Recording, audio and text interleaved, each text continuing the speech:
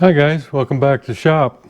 Hey, today I'm going to start on the Yamaha AT-1 MX engine build. And right now I'm just doing some preliminary stuff, getting the cases ready, i.e. getting them cleaned up, getting the bearings replaced, and a couple other things that I need to just show everybody so make them aware of it. So if you have any issues like this, that you'll deal with them now before you actually have a problem with them. So let me get you down here and we'll take a look at what I've got. Okay, one thing that I need to make you aware of, I guess I'm going to have to do it on the other case. I'll show you this one first. If you've got studs like this, you can see that this engine had a lot of water in it, and that's, it makes a mess out of the aluminum, but it really makes a mess out of the steel. So if you've got these studs that hold your cylinder and head down that are eat up like this one, replace those. Don't just try to get by with it. These things are, it's going to almost the last thing you do, and it would be a terrible thing for you to have your engine all built and you're just starting to torque down your head and you snap one of these. They're about $4 a piece. It's just good insurance to replace them, especially when they're this bad. I think that's the worst one I've got, but just replace them all. They've been there for 50 years. It's time to replace them. They're still readily available from Yamaha. So you just double nut these things, and usually they'll come right out. If they don't, apply a little heat with a propane torch right here. Not much, just enough for them to break loose. Just double nut those together, tighten the two nuts very tight, and then you should be good to go. And then when you get ready to, when you got it loose and everything, then you can just loosen them back up.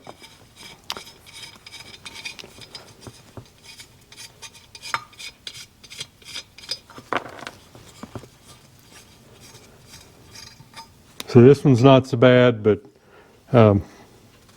it still needs to go. Need to replace it.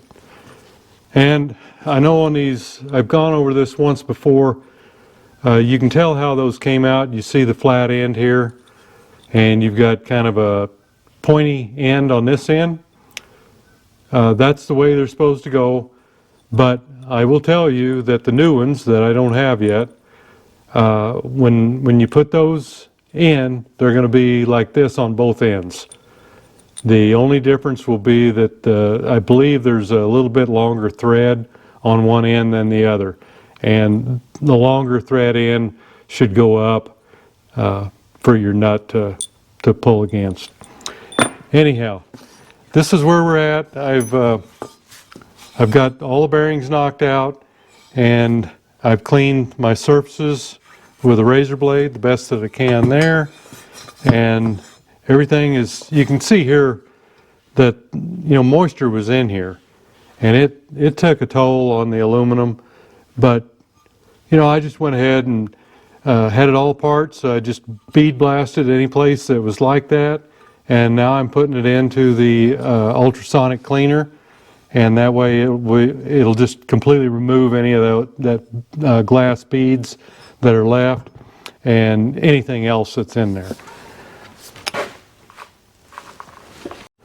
Okay, the other thing I was wanting to show you here is this is an AT-1 case, and we're not going to go back with the old ignition with the electric starter ignition type setup. We're just not going to use that. On this one, we're going to try to use the YZ ignition that I've been modifying. And when you do that, at this point, you will have a pin right here. That pin goes in this hole, and that is to line up everything for the starter dynamo ignition. And you need to remove the pin because the stator that we're going to put on there, no longer, you don't need it, and it would be in the way. It would keep it from turning. And again, this, just like the studs, I had to apply a little heat here. And I don't know whether they put these in with Loctite or what, but if things are assembled with Loctite, a little bit of heat before you try to pull them out will loosen that Loctite. It'll liquefy it again, and you've got time then to pull it back out to remove the threads or remove the pin or whatever before it sets up again. So in this case, I needed to remove that, and that's what I had to do. I just heated it up, took a large screwdriver after I clamped on the vice grip, and just used prying action to pull it up out of there. So if you're doing this type of modification where you're moving to a different type of ignition, remember to pull that pin. If you wait and you can't get it out, then probably your next option is just to cut it off with a cut-off wheel or something. But it's going to be hard, so you're going to need some kind of grinding wheel to do it. Now, here's some more of this damage from the water that had gotten in here. And this one here I just took out of the ultrasonic cleaner, and I had done the same thing. I'm not too worried about all the kind of blackish looking stuff here. It's clean. It's not going to put stuff in my ignition or anything like that. And one thing I need to do too is I'm going to pull these two cylinder studs also, but you want to pull out all your dowel pins, and sometimes these can really be a booger to get out. I use a blind bearing puller on some of them, and that'll pull them out, or you just have to keep working them.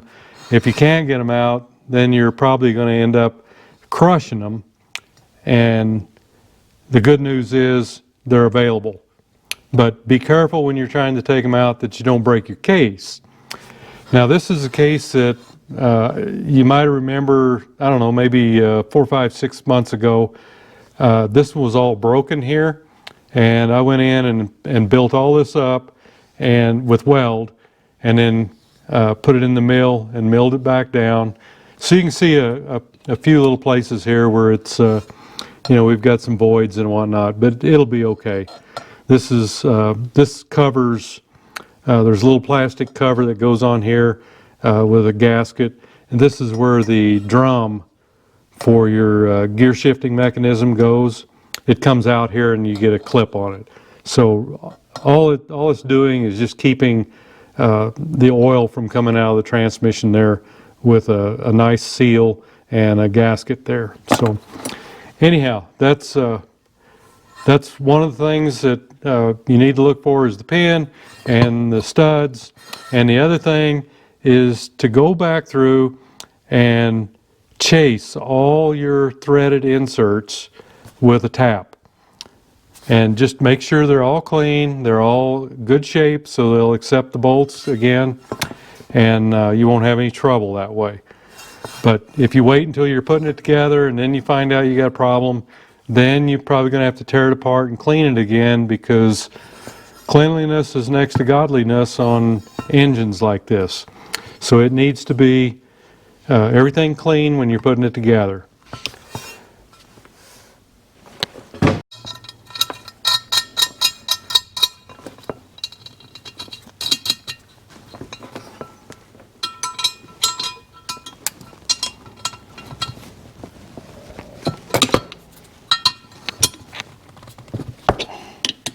That was the tightest one. When you put them back in, you don't need to put them in very tight. You just run them down, and I usually put a little blue Loctite on them.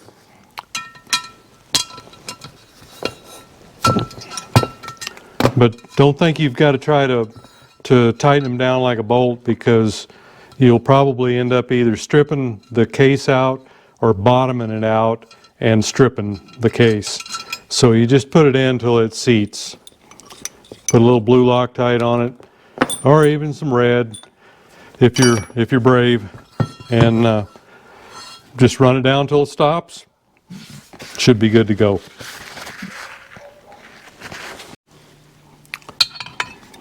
I'm going to see if the blind puller will pull these out.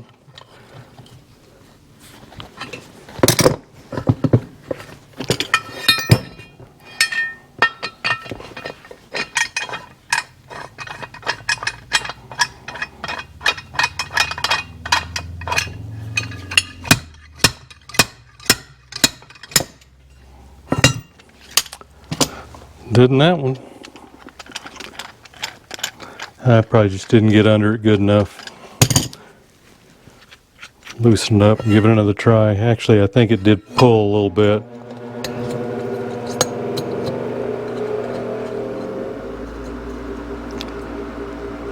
I'm just wanting to get right under it.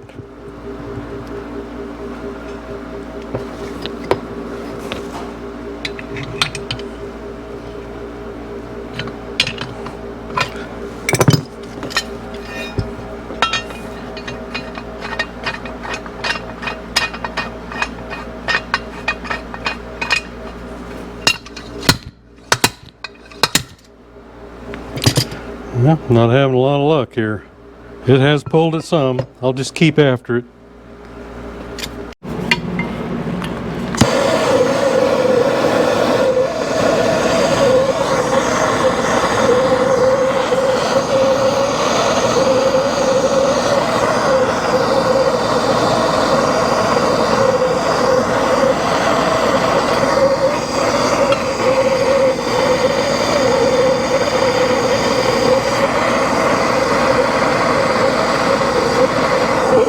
Heat it up a little bit. Eventually it'll come out. Just don't heat it up too much that you melt the aluminum, because you can do that with one of these torches.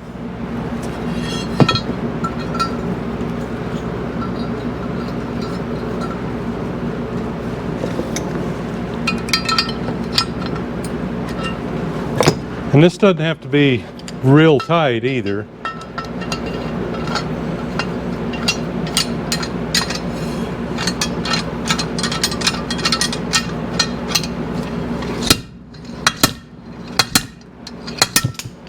And it's still not pulling it, so I'll just have to keep at it, but I do see that it moved a little bit.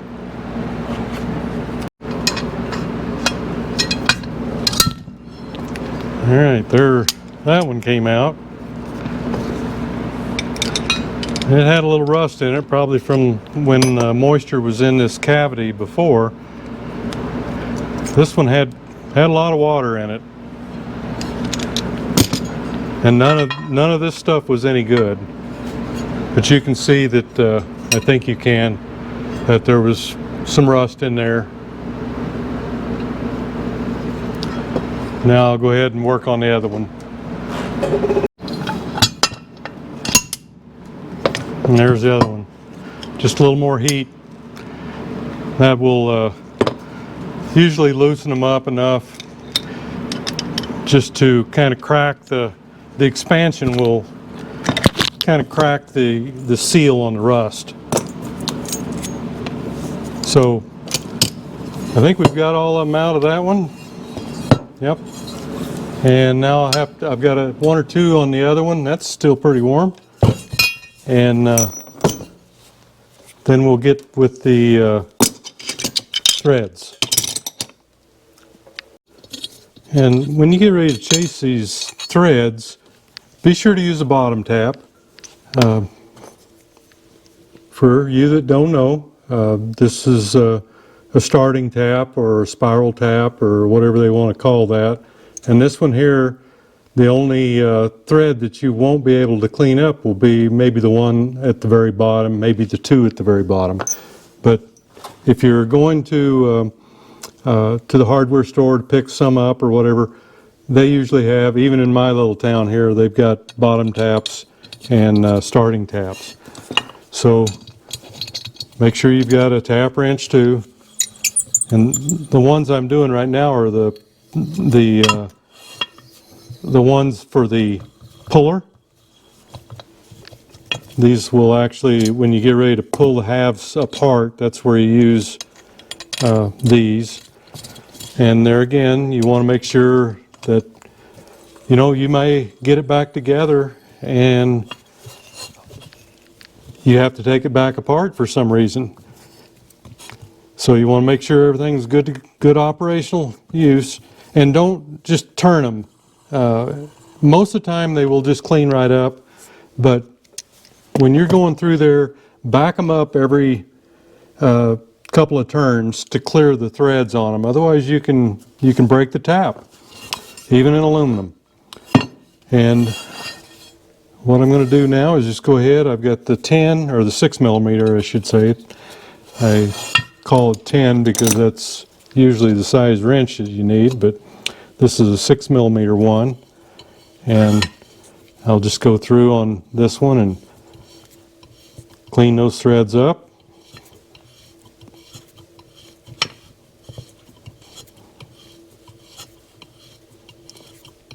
Don't be afraid to use a little lubricant if you need to.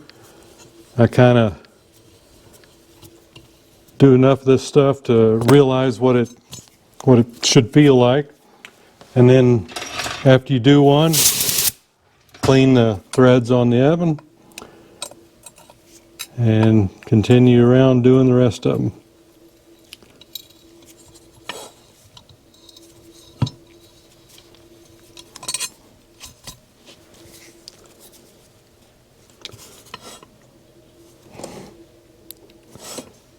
These feel like they've got a little trash in them. So we'll clean those out. These are the ones that's going to hold your stator plate down. But you get the idea. Just take your time, clean them out, and once you've got them, you get down to the bottom of each one. Make sure to blow those holes out very good. And I would go ahead, and I will, after I've done all this, I'll put them back in the ultrasonic cleaner and clean them up some more. And when you're going through all of them, don't forget to chase the ones that you're going to put the studs in. What to do with it? There it is.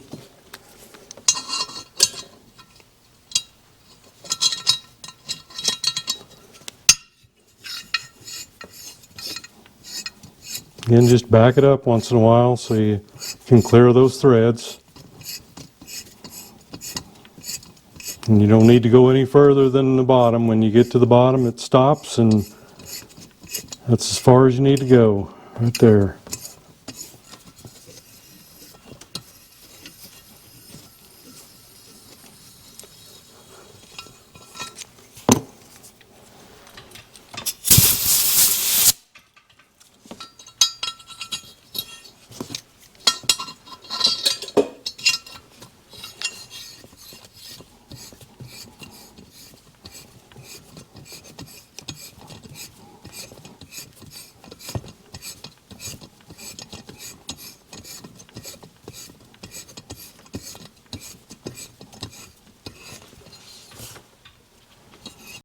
And you don't want to forget that if you've, some of these where the dowel pins were are going to have threads in them too. This one does, the one on the bottom does not in this case. But you really should pull those out if you can get them out and replace them if you need to. These are still in good shape. I'll probably just buff them with a buffing wheel and to get the rust off, and then reinstall them with probably a little bit of grease on them to keep them from happening again. But just be sure to blow everything out. And in this case, since this is my little racer, I'm going to enlarge the oil hole just a little bit here. Not much, just a little bit. But any machining that you do, you want to make sure you do all this before you clean the case for the last time.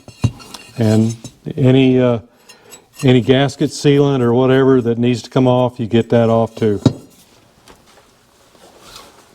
These holes are about 3/16 from the factory, and I'm just going to increase it a little bit.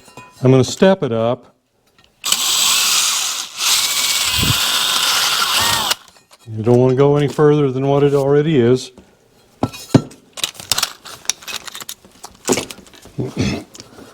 I went to 7/32, and now I'm just going to go up to 13/64.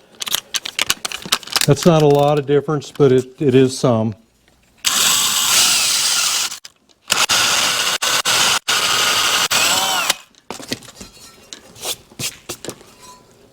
Just give it a little more oil capability there. And as long as you stay there, you probably be okay. You probably won't have to do too much deburring. I will go in there with just a little bit of a deburr.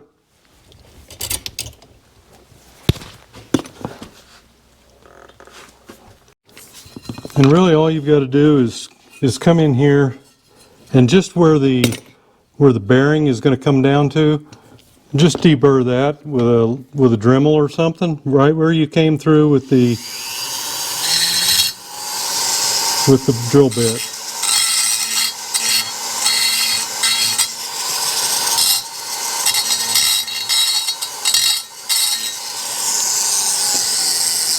And then up on the top, where you drilled it, I'm just going to take my deburring tool and just make a little bit of a funnel shape right there. And that way the gas oil mixture, as it comes in, it'll just flow right into there. That's all the modification I'm doing. I'm just stepping it up a couple sizes on the drill and just giving it an easier path. So that case is about done. I'll get the other one cleaned up, and well, I'll get this one back in the mix and get it cleaning up from there. This one has a lot more threaded inserts in it, so I'll be at the insert cleaning a lot longer than I was, but I'm going to do the same step-up drill modification here.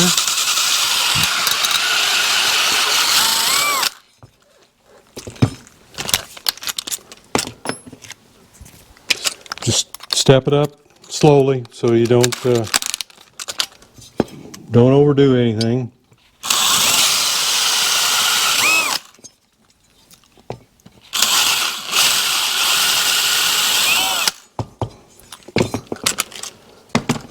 Okay, we're done with that. And again, we'll just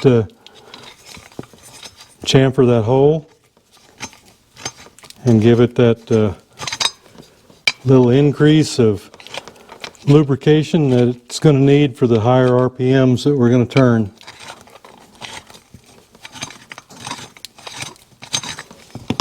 And if you don't have a deburring tool like this, you could very slowly, very cautiously do it with a larger drill bit. I'd watch it though, because the aluminum is soft and it'll want to pull that in. So if you do it with a drill bit, be very careful. I would rather maybe with a larger drill bit, just do it by hand, because it'll come out of there pretty easy.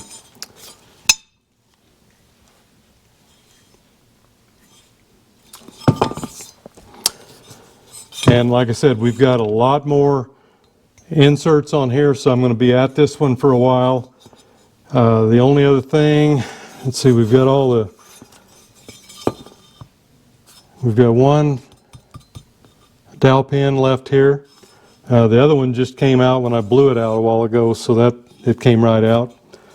And again, I've got to get down in here and just deburr that, so the bearing, I won't have any trouble with the bearing.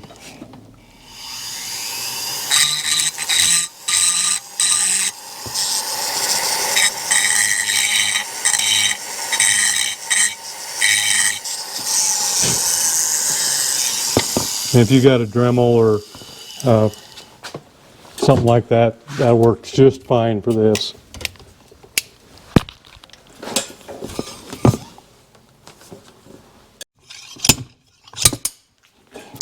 I applied just a little heat to that one, that last one. That makes all the difference.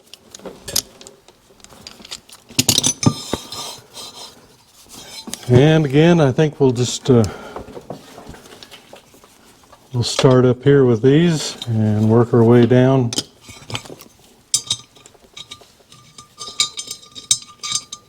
Just make sure you've got the right size taps and just take it slow.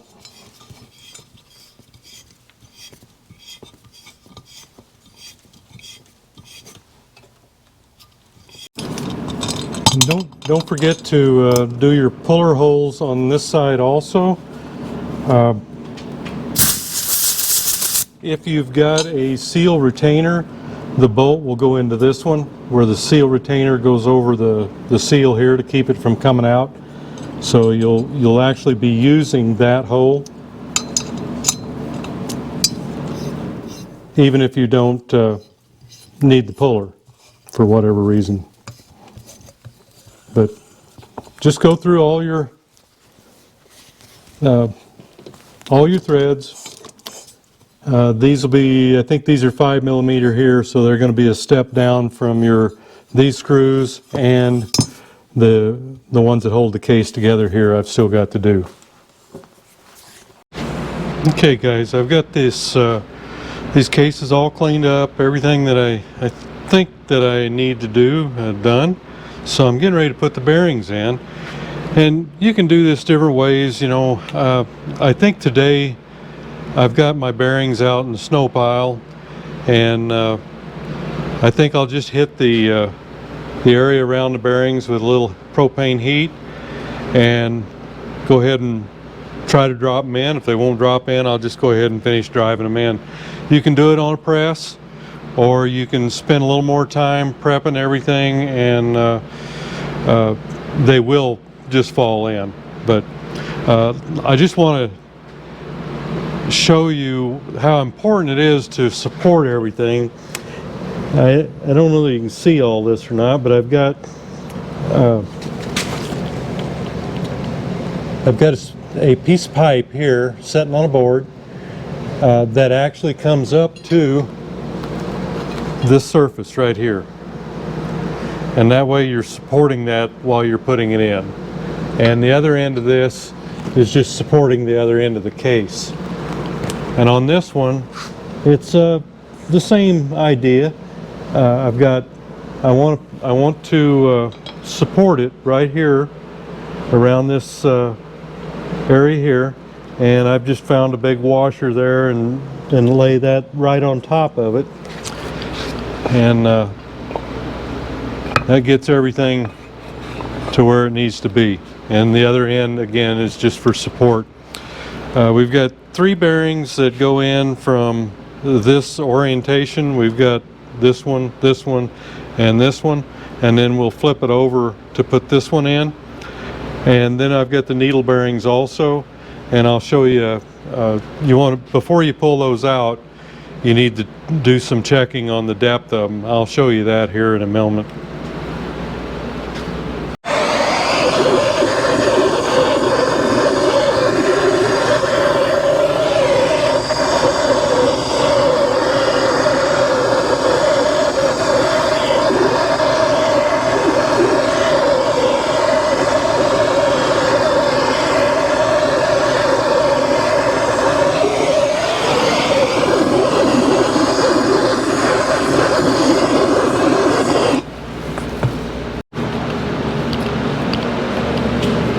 Go outside and get our bearings.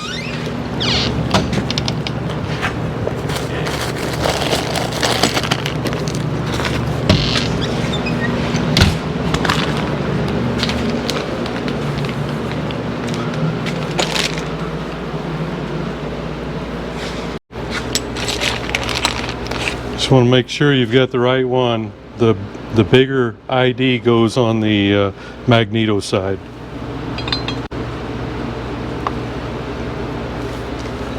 Looks like we're going to have to do a little persuasion here.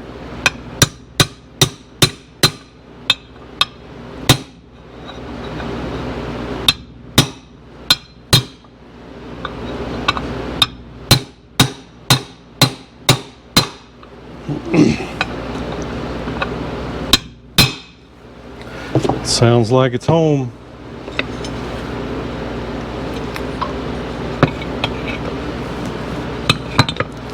Okay, so that one's done until we do the other side.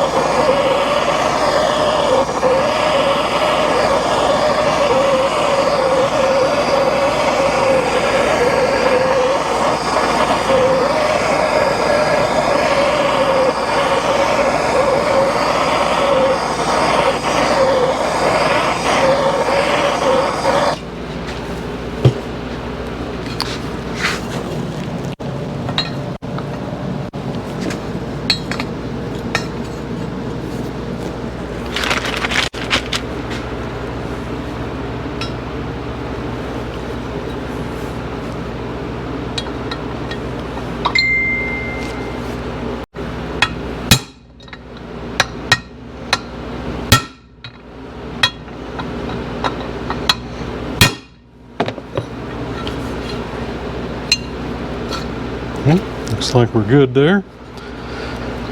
And this one, we're going to support underneath. We got the board across here so that we're not trying to drive that case out when we're putting it in. I better give it a little heat though.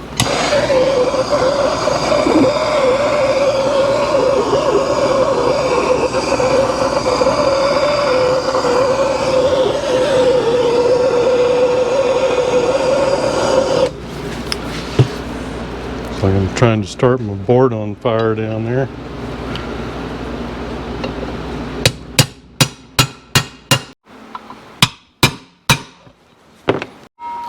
Okay, we've got all the big bearings in, and now we need to put the needle bearings in. But before you take these out, you want to locate them.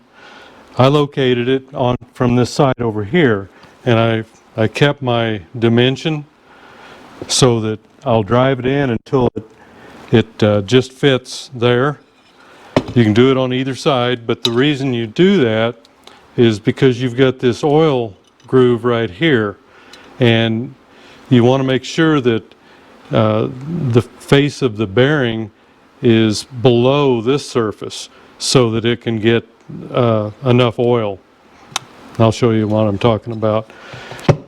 These are not as hard to put in, but I'm still going to give it just a little bit of heat around the boss.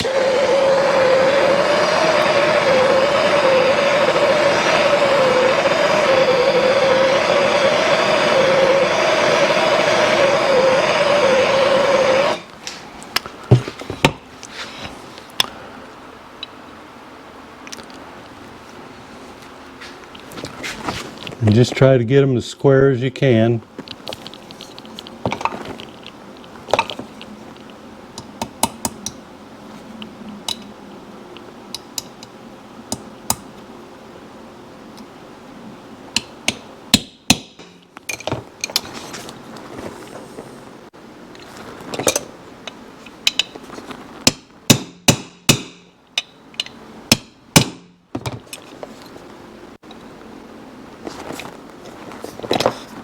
Okay. Okay, so we've got all these in, and this one I measured from the inside, just like the other one. So my measurement's good there. Oh, I measured over here on this one, and it's good there. So you see that on these bearings, it's imperative that it remain below the face of this. This is for the oil to come into the bearing right here. And the same on this one. Comes in right here. So it's just got to be below the face of this. And on this side, you want to remember that you've got to be able to get your oil seal in here too.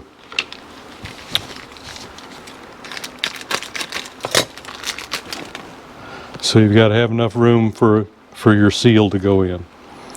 I'm gonna put those in next. I've got to get some little black RTV so I can so those will seal in good. Okay, now we've got our seals. The double lip one. You've got a spring on the inside here, and a lip on this side, and a spring on this side, and a lip on this side. This one goes on the clutch side crank seal. That's the one that goes in there. And then you've got the one that has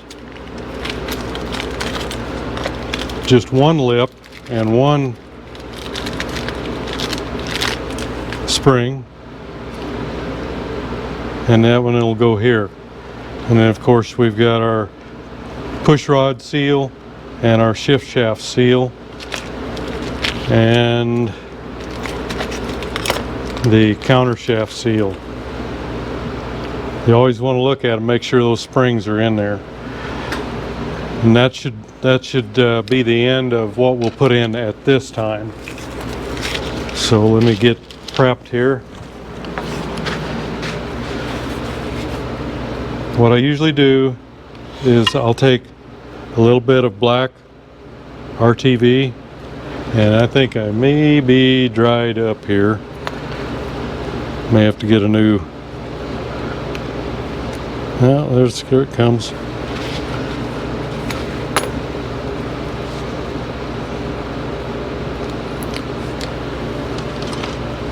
I just take a little bit. You don't want much. And you just put it around the outside here. And you don't need to put it all the way down, because this will push down some. And you don't want to push it into the bearing. All you want to do is just put enough in there that when the seal goes in, it will help hold it there and give you a good seal. And it doesn't matter which way it goes on this one. And these usually just push in, or maybe just tap them a little bit with a plastic hammer.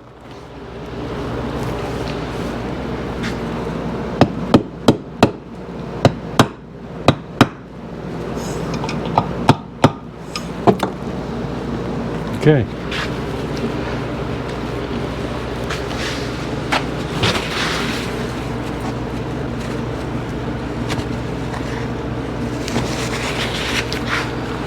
That's that one. And the same on this side. Do you have to do this? No, you don't have to.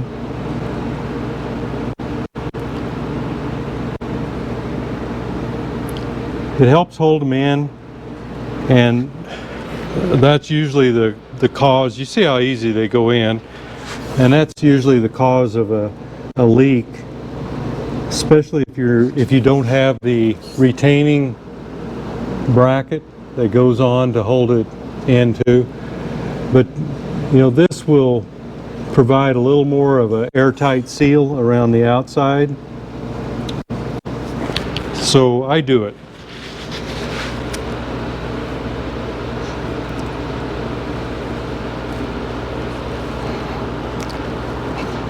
No wonder these things were prone to coming out. They're just not put in with much pressure at all.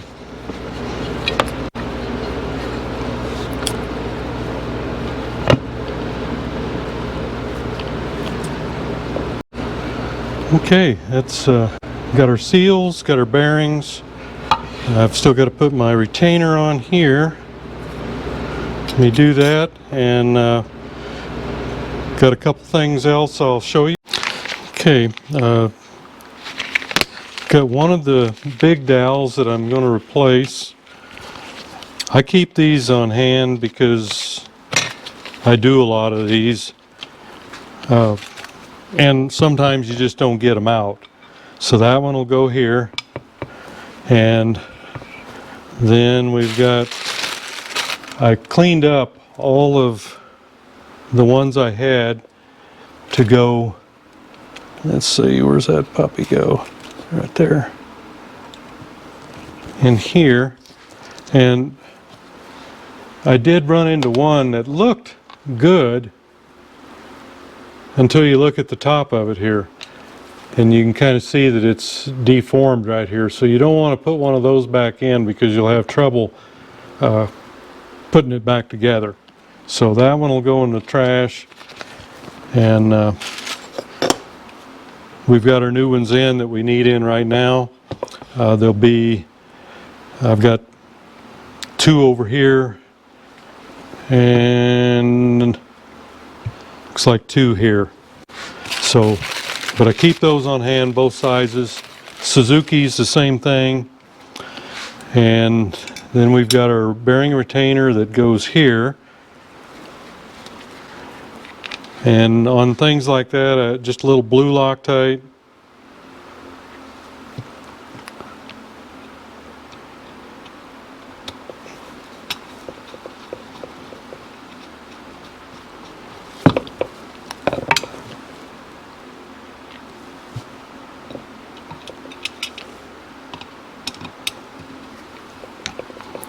And I'll show you the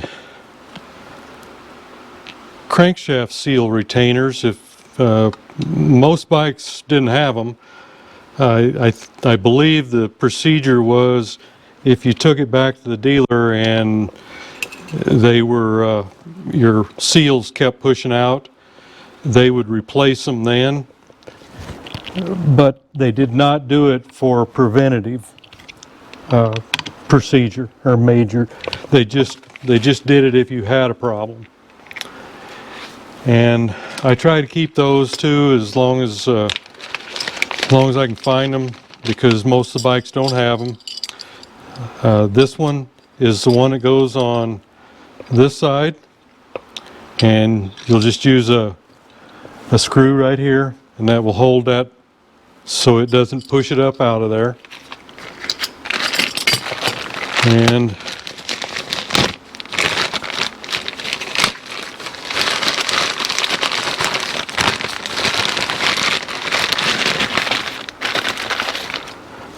this is the magneto side. Let's see, I believe it goes, you can tell when you get it in there right like that. That's how that one will go in. This is the side that's most prone to coming out. So I always try to put those in new. Here's the number for that one.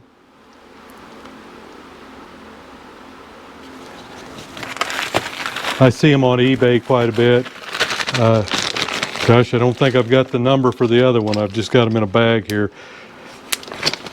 Let me see if the Yamaha book shows it.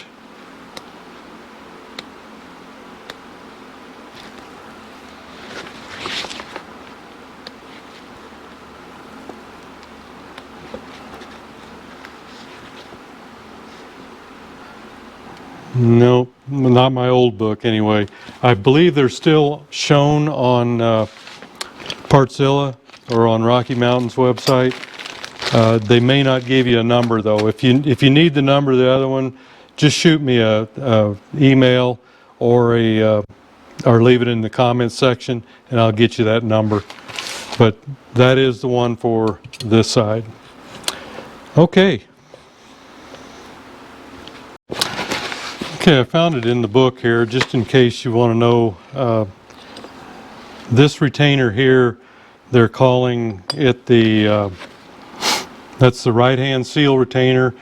It is a 304-15128-00, and the other one was the one I gave you earlier, 304 MX-15118-00.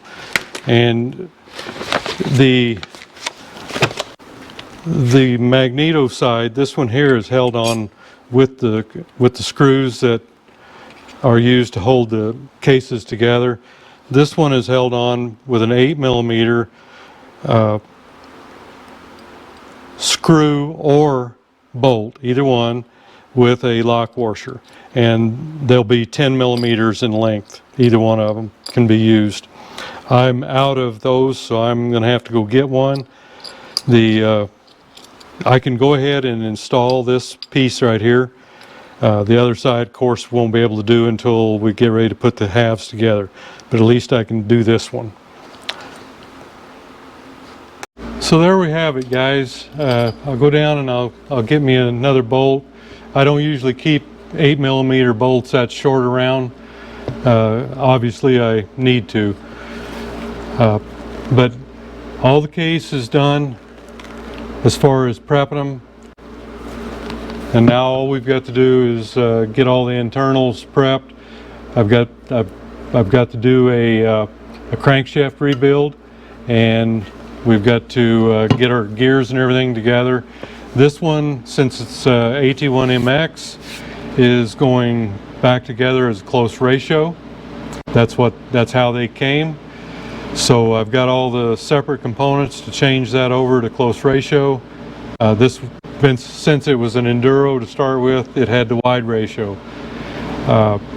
So I'll be changing the gears out. I'll go through that, and we'll do all that in the next episode probably. Okay guys, that about gets her done.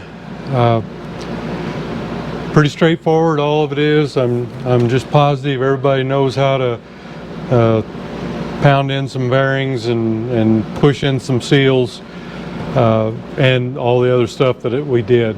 But it's very important when you're if you're pressing seals or pressing bearings in or driving them in, either way, to support the backside.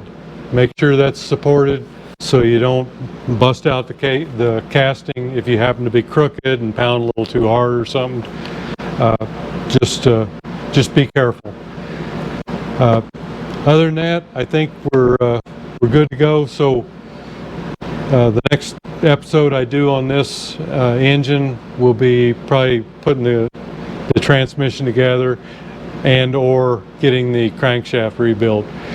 Either one of them are coming up. So thanks for going along on the ride, guys. See you next video.